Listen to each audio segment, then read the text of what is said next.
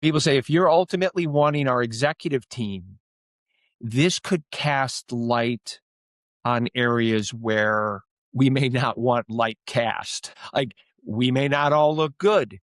Now, that's a tougher animal because that's a political thing, but those are kind of common feelings, right, that have to occur. You've got to do what you're saying first in order to get and earn the right to get to the executive team where it's a little more polished, but it doesn't have to be perfect again, right? The thing that we have to be careful about is it doesn't become that checkbox again of where it's really just movie theater. It's, hey, we went in here. I want to make sure that, I look good. My CTO peer, Chris Mirzwa, is going to be in here, and I've got to look good in front of him, even though I'm the CISO, because our boss, the CIO or the CEO is standing there. We really have to get away from that and realize it's not a performance, but this is the time for us to really get on the playing field and if you will, practice.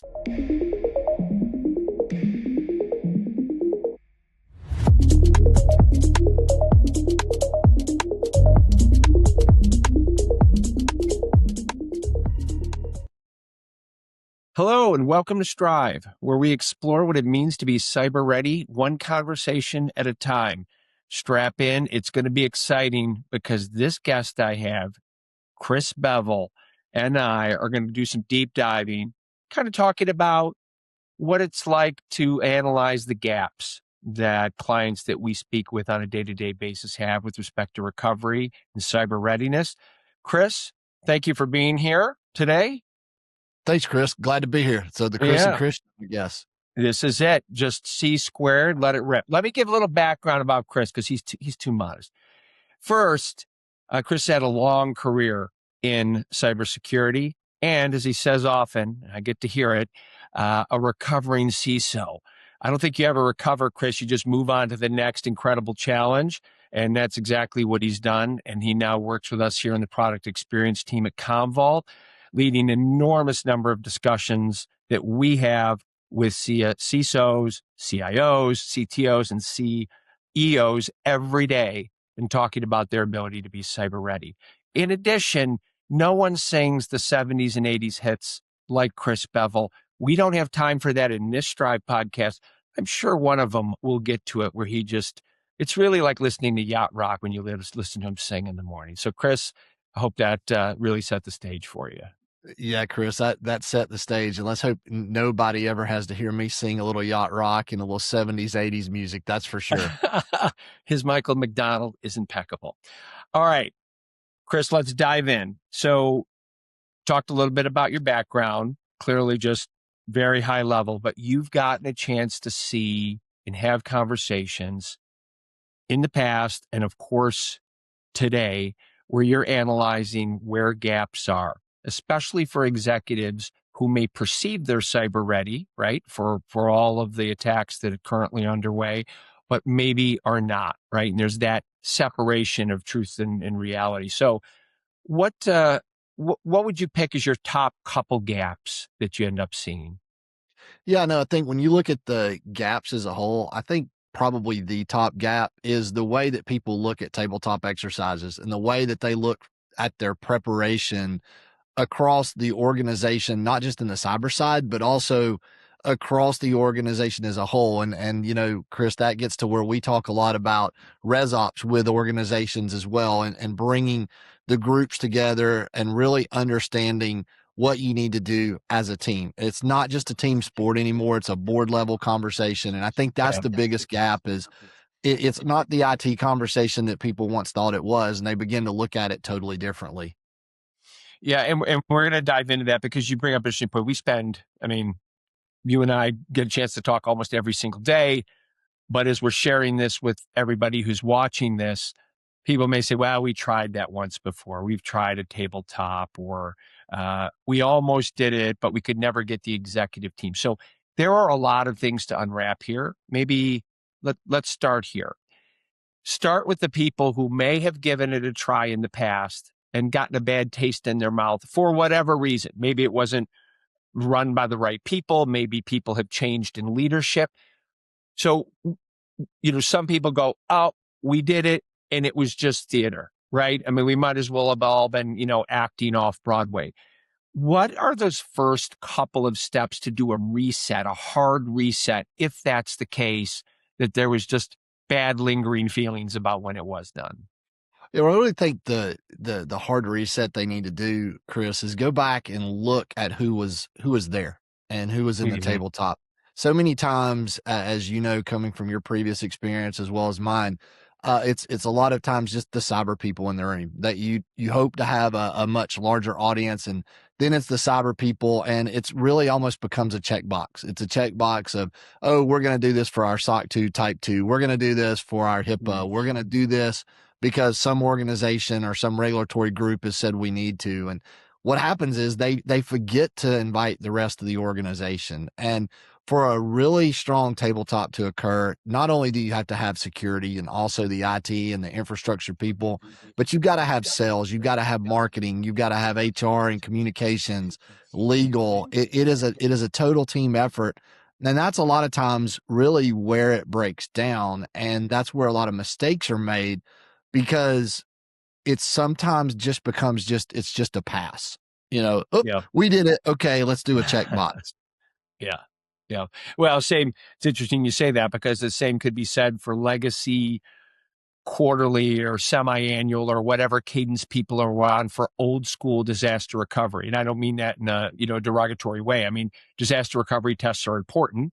Cyber resiliency tests are important, just like what we're talking about here with tabletops. But it's something you and I were on the road a few months ago, and this came up. And I'd like to hear your approach, right? A lot of folks who said, all right, Chris, I got it. We'll kind of wipe off the old scars. We're going to give this a try again. We'll get the right people in the room. But people say, if you're ultimately wanting our executive team, this could cast light on areas where we may not want light cast. I'll be frank about it, right? Like we may not all look good, or certain teams may not look ready. Now, that's a tougher animal because that's a political thing, but those are kind of common feelings, right, that have to occur. You've got to do what you're saying first, I'm guessing, right, in order to get and earn the right to get to the executive team where it's a little more polished, but it doesn't have to be perfect again, right? Yeah, a lot of times there can be multitude of different tabletops. If you think about it, you can have a more of a technical tabletop you alluded to, and the quarterly and the monthly checks that they do, and you can build it around it. But then you also can do one where you're doing it with the directors. You're doing it just a little bit higher up. And Mm-hmm. ultimately, what everybody wants to do is, okay, let me take a look at where I am, and then now we're going to bring our C-suite in. But the thing that we have to be careful about is it doesn't become that checkbox again of where it's really just movie theater. It's, hey, we went Yeah. in here. I want to make sure that, I look good. My CTO peer, Chris Mirzwa, is going to be in here, and I've got to look good in front of him, even though I'm the CISO, because our boss, the CIO or the CEO is standing there. We Yep. really have to get away from that and realize it's not a performance, but this is the time for us to really get on the playing field and if you will, practice and have an inter squad game where we Yeah. look to find the bad things. Because the reality is, as a former CTO, you didn't want me calling your group out. I didn't want you calling my group out. And the reality is we needed to do both. So Right. that when the time hit, things were in a lot better shape than where they are today. Yeah. I mean, it's probably a fundamental fact that you want appropriate failure in these, right? I mean, if you're gliding through them with pure perfection, I think both of us would say something must not be right. Either that or you are one of the only few companies on the planet who have every piece of chaos nailed and everything is smoothed over. I'm sure a few of those exist, but, into that end, changing names to protect the innocent, right, Chris? Are, are there a couple of examples maybe that would help folks watching going, yeah, that sounds a little like us, or that is an issue we would run into, maybe from the countless ones you've done, a couple of just interesting examples?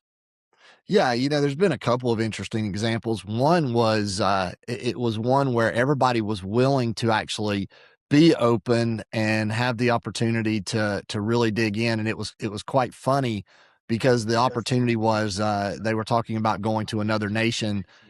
They were supposed to have burner phones and burner computers and different things. And as the questions went on, it found out that the CEO was totally ignoring all the rules and taking his regular phone and his computer over. And there was quite a bit of conversation around that. And, but that was good Yep. because what he didn't realize was what was happening when he was doing that and what the risk was. So, there Hmm. was a positive example, of a CISO or a CEO getting called out in front of his own group. He knew it. He knew going into it. Then there's been some others that I've done where, when you go into the room, everybody began to get defensive. I worked for a major healthcare organization, and we did tabletops there, and it was really unique because we did them regionally. Mm. And if you look at their organization and their team in Hawaii, I spent 4.5 hours with them. I threw everything but the kitchen sink at them, and I could Yeah. not trip them up. It was probably the best, coolest tabletop ever. Mm. Everybody was in the room, but they literally, Chris, had manuals for everything. And it was, if you could clone that group, it would be amazing. But then that same organization, you go to another area where everybody's regionally based Right. and they fought with each other. Mm. They began to argue and, well, we don't do it that way, or we don't do it this way. And that's when the wheels come off, is because then people begin to get defensive. You and I Sure. have both been in these situations. And, Yeah. that's, I kind of have got a newer thing that I want to start as I start doing tabletops, is to get everybody to say out loud when we first start is, success today means finding problems, not looking good, and get There you everybody go. to hear each other say that. Yep. Yeah. I mean, I guess it's a true check your ego, and as much as you can check politics at the door moment, right? I mean, you really have to, otherwise you're not going to get what you want to get out of it. And I think what you just said there, like, nobody fails a tabletop, right? You almost have to state that right up front. And to your point, you guys got to embrace the chaos that's about to happen, because we're all gonna be better for it. And I know that's easier said than actually done, because to your point, you get in the room and you start sensing the politics, or you sense the guards being up, and the magic happens when those really start, coming down. And I'm curious, do you find that that happens when you start injecting bits of additional chaos throughout the time? Maybe you want to talk a little bit about, Chaos Monkey and our theories around all of that, or the industry's feelings around that. But as you start doing that, do you see the barriers start to come down a little?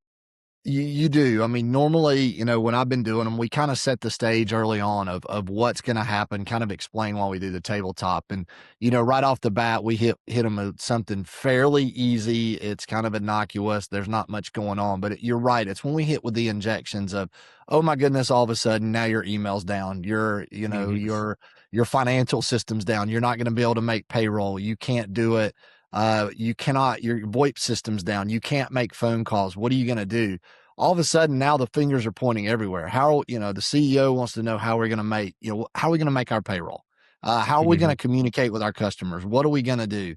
And that's when all the things get pulled back from the covers, and you begin to see what's really happening. Because so many times these folks come in there, as you well know, and they come in and they think, oh, well, we're coming into a tabletop. We're ready to go. We participated, but Right. participation does not mean preparedness. And Yeah. that's the thing that we've got to really get people to understand, is to be prepared for when the inevitable happens, because it's not a matter of if or when now. It's really more a matter of what time of day it's going to occur. Yeah, right. Right. Yep. And possibly, even though I know it hurts to say, frequency, right? I mean, if you think it's going to be one time, it's probably not. And after the first time, or the large event, when it occurs, there's aftershocks, right? I mean, some people experience aftershocks in perpetuity, and some maybe not as frequent, but you got to be prepared for that as well. Here's something I'm curious your take on. We encounter it, but dive in into a little bit. So you have the tabletop. you shake out a lot of things.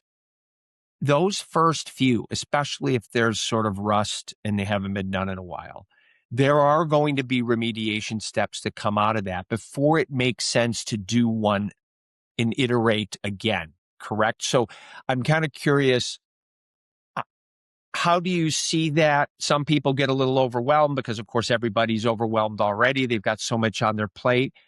How do you suggest they handle what comes out of those first couple, as there are some more, big dials to turn to optimize things internally?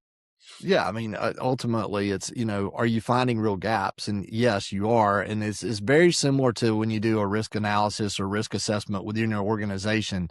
You've just got to start picking them off. What I Mhm. would recommend, and when I used to consult, I told a lot of people is let's take the low hanging fruit first. Let's take those things that you can adjust by the end of the week and let's just start knocking them out. Maybe they're not hard at all. Let's start addressing those. Maybe it's we don't have a policy and procedure written, or maybe it's we have a policy and procedure and nobody's following it. Okay, we can Right. fix that one pretty quick. Let's Right. let's go ahead and Right. address that. And Yeah. and you almost invert it. Everybody says, "Oh, we got to fix the big things first."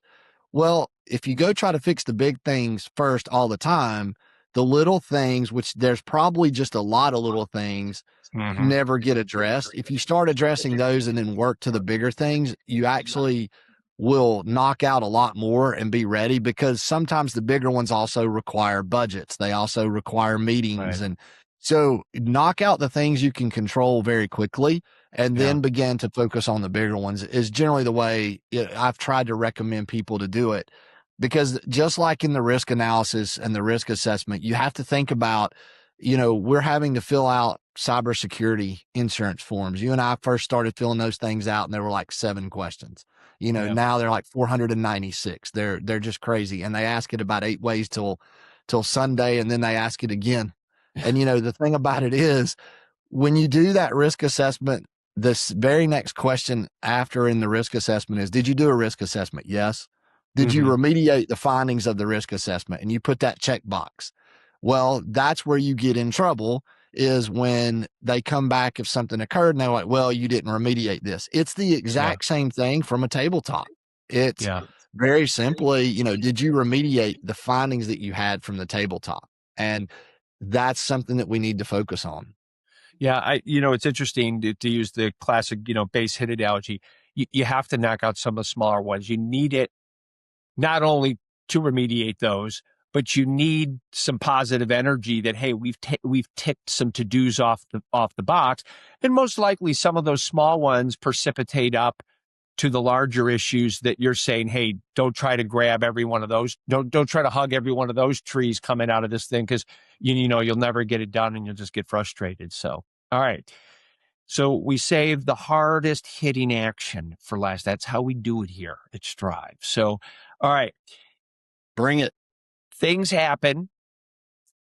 Whether you've gone through these tabletops, whether you've done some modified version, you feel you're ready, things still happen. It's impossible almost to catch everything, right? So when those happen, I'm curious in with your experience, what are the hardest lessons to learn, admit to, that you see when you kind of look aggregate over a number of incidents that you've been involved with and a lot of postmortems? What are those, and what lessons can the folks that are listening take away from that to hopefully maybe not clear the deck completely, but at least to try to avoid some of those paths? Yeah, I think the hardest lesson to learn is you went into a tabletop, like we said earlier, as theatrical. It was, we're Mhm. gonna go in, we're just gonna do the paper, we're just gonna it's just a passing thing. We're not gonna take it serious. We're gonna come in, we're gonna ask some easy questions, and then we're gonna move on. And what they found out was they weren't ready when the time occurred. They had not Mhm. tested their plans. They had not looked at their cyber recovery plan or their communication plan. One of the easiest ones you can fix is, how are you going to communicate with people? Yeah. And so many times that's the hardest when things occur. Also, cyber recovery, we talk a lot about cyber recovery here, obviously, but when you look at that, there's more to cyber recovery than just also getting your data back. If it's a total takeout, you know, Mhm. how are you going to get to your cyber recovery plans if you got them up and you don't have them printed or somewhere that you can get to them? Or better yet, go try to order 60 servers from, an organization today and have Right. that brought in within a week. Good luck. So Yep. those are the things that I really saw, Chris, is when you look at the overall component, they're like, we did our tabletop. Well, you did, but Yeah. you just did it to check a box. And Yeah, that's it really cannot where be a check. It cannot be a check a box move. It cannot be. There's hopefully a lot of takeaways coming out of these 15 to 20 minutes, but please, everybody at the top of the Maslow pyramid, no check box allowed here, right? You can't have it. And you bring up an interesting point. So the communication word, how ironic. It doesn't matter if we're talking about, standard IT operations, whether we're talking about, any group within any company, the communication piece year on year is still that initial tripping point, right? We see it in these tabletops. You don't even need to throw the first chaos card or whatever your vernacular you like to use down and say, we always joke, okay, your backup and recovery guy or gal is on a cruise ship or on some incredible safari vacation and can't be gotten. Who's number two? And all of a sudden everybody looks around the room like you took their phones away from them and they're like, uh-oh, I'm in real trouble. Just one tiny example, but that communication, both how to get in touch with individuals, who's backup, partner communication for key critical systems we always talk about, all of these things have to be included. But I love that you hit on the communication piece. And I think that's something everybody should be working on anyway. But when it comes to this level of readiness, it moves even a higher up in, sort of in the priority chain, right? it does. And it builds to the res ops discipline that we talk about is, Yep. you've got to be communicating. If you and I were in the same organization in our previous roles, we needed to make sure we were talking. We needed to make sure we were talking to peers going on each direction and across the board so that all the different organizational and divisional structures are represented. And that's what's so critical is because of that discipline. That's one of the things that we have to stress. We know you're going to get hit now. So how you're prepared, what you're going to do and when you're going to do Mhm. it and how you communicate with each other. I mean, I'll give you one last story. We had an event back in New York in September, Chris, that we all were at. And, Yeah. we were doing a tabletop exercise and talked to an infrastructure leader who said he had not spoken to his CISO in the 10 years that he had worked there. Oh my And goodness. that's a scary thing to think about. Yeah. If these Yeah. guys aren't talking. So Yeah. you're so right. Communication. And that's why and the res ops discipline is so important to me on what we're trying to share as a group. And you and I talk about it, anytime, any chance we get. Yeah. I mean, not to wax philosophical, but even if it's been 10 years, there's still an opportunity to hit the reset button on that, right? Kind of going back to our upfront comment, like don't worry about what has been.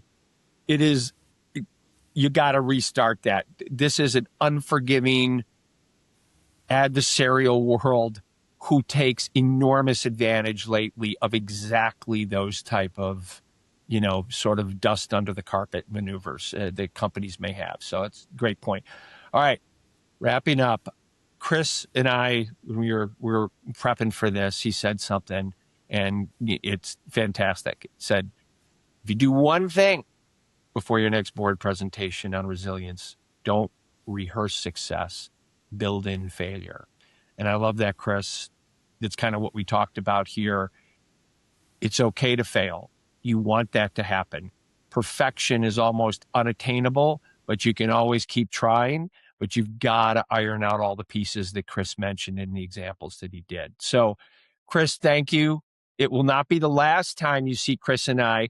So that right now, everyone watching is separated into two groups, Chris. The group that's like, where's the next one? And the group that goes, oh my goodness, more. So, look, you got to have two fan bases, no matter what. So that's what we're hoping for. Hey, maybe we'll add our third Chris from the group into the mix as well. Oh, that'll really awesome up the confusion. Well, Chris, thank you. Amazing. I know we'll be talking more about this and other topics, but thank you. Thank every one of you for tuning in to this Strive podcast. And I'd be remiss if I didn't say, to continue the discussion, there's a couple things I want to mention. First off, readyverse.com. It is Commvault's site, separate from our regular site, where we are tracking ongoing news with respect to cybersecurity, the latest interviews and articles that have been written by folks at Commvault and others, and we keep it refreshed all of the time. So please go to readyverse.com. I know it will be beneficial in your pursuit of being more cyber resilient. And second, you've heard Chris talk about ResOps. It's an important standard we're really pushing hard on for the overall community. And we just launched a brand new ResOps group on LinkedIn. We'd love to see you there. Participate. Give us your opinions. That's what we're looking for. This is an open sourced model and discussion we're having, and I would love to see you there. So thank you again for tuning into this Strive podcast, and we'll see you on the next one.